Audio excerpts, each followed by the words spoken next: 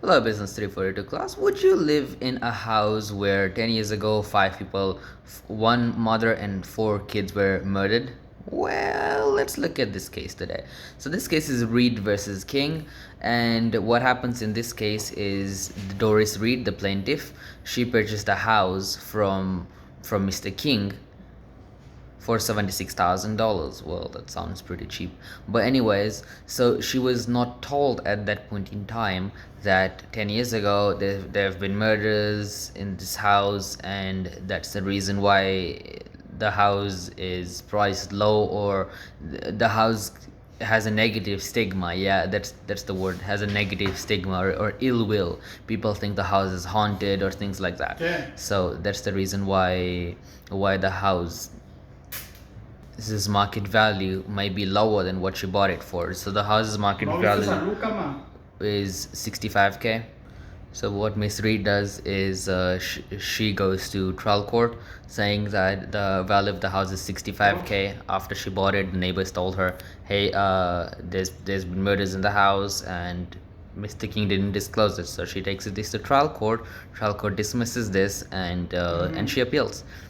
So let's look at this case. This case, the rule is that in cases of fraud, what must happen is there must be a false representation, and there should be a knowledge of falsity, and there should be something related to material amounts, right? Or like something physical, like maybe there's no irrigation or something like that.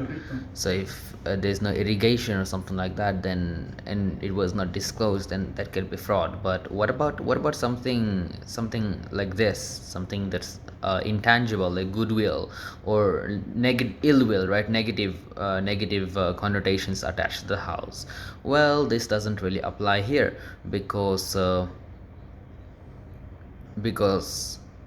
according to this rule, Mr. King did not have to Aquí no se disclose van a ir this. mañana. There's a allegation that Mr. King told the neighbor to keep quiet while he was talking to this person in order to sell the house, but that's just an allegation, right? Anyways, so let's look into this case. So pretty much what happens is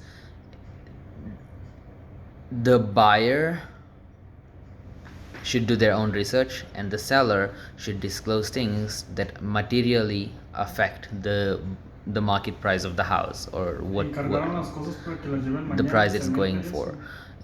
The problem here is that this murder thing is affecting goodwill of the house, and this is not part of that. So anyways, pretty much what happens is that the murder of innocents, it's not foreseeable. Like, you don't walk into a house and think, has anyone been killed here?